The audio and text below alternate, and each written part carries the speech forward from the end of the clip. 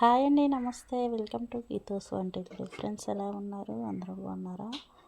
ఈరోజు మనమైతే ఒక సింపుల్ అండ్ టేస్టీ కర్రీ అయితే ప్రిపేర్ చేసుకుందామండి. అదే బెండకాయ టమాటా కర్రీ. చూడండి, బెండకాయలని నీట్గా క్లీన్ చేసుకొని ఇలా పెద్ద పెద్ద ముక్కలుగా కట్ చేసుకొని గిన్నెలోకి అయితే తీసుకున్నానండి. ఇందులోకి ఒక పెద్ద ఉల్లిపాయ, 2 టమాటాలు, 5 పచ్చిమిరపకాయలండి.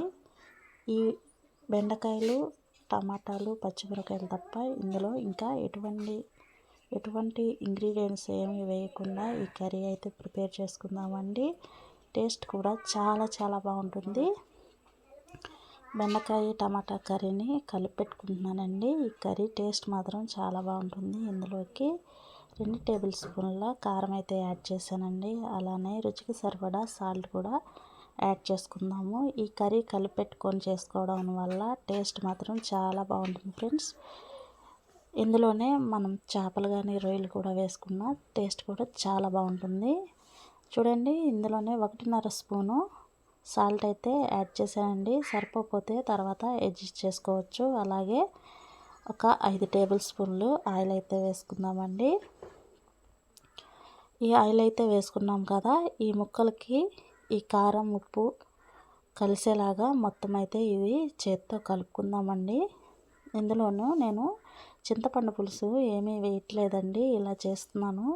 కర్రీ మాత్రం చాలా బాగుంటుంది ఫ్రెండ్స్.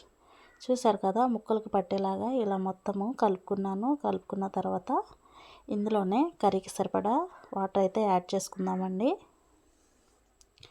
ఇలా చేయండి, బెండకాయలతో టేస్ట్ మాత్రం చాలా బాగుంటుంది. అప్పుడప్పుడు ఇలా చేసి చూడండి ఫ్రెండ్స్, చాలా బాగుంటుంది. అలానే ఇందులోకి కర్రీకి సరిపడా వాటర్ అయితే వేసుకున్నాం కదా, ఈ కూర ఉడికిన తర్వాత వేడి రైస్లో వేసుకొని తింటే టేస్ట్ మాత్రం వేరేలా ఉంటుందండి. అసలు బెండకాయ పులుసు వేడిగా ఉన్నప్పుడే చాలా బాగుంటుంది. అలాగే చూడండి, వాటర్ అయితే వేసుకున్నాం కదా, ఇలా ముక్కలు ఒకసారి కలుపుకుందామండి చేత్తో. వాటర్లో ఈ ముక్కలన్నీ మునిగేలాగా చూడండి, ఇలా చేత్తో ముక్కలు మొత్తం మునిగేలాగా వాటర్ అయితే పోసుకొని ఇలా చేత్తో కలుపుకోవాలండి. చూడండి, వాటర్ అయితే సరిపోలేదు, ఇంకొద్దిగా యాడ్ చేసుకుందాము.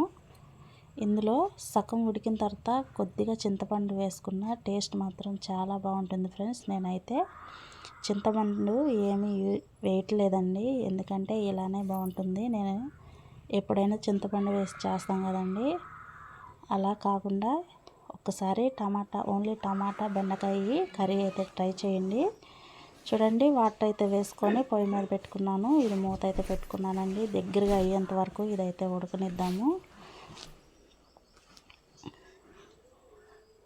ఒకసారి చూద్దామండి. ఇది చూడండి, ఇదైతే ఉడుకుతుంది కదా, కలుపుకొని ఉప్పు సరిపోయిందేమో ఒకసారి అయితే చూసుకుందాము. చూడండి, ఉప్పు అయితే సరిపోయింది. ఇందులో ఇంకా ఏమీ వేసే పని లేదండి. మూత పెట్టుకొని ఇది దగ్గరగా అయ్యేంత వరకు ఉడకనిద్దామండి. ఉడికిన తర్వాత చూద్దామండి ఒకసారి. చూడండి, మనం పోసిన వాటర్ మొత్తం దగ్గరగా అయిపోయింది. ఒకసారి అయితే కలుపుకుందాము.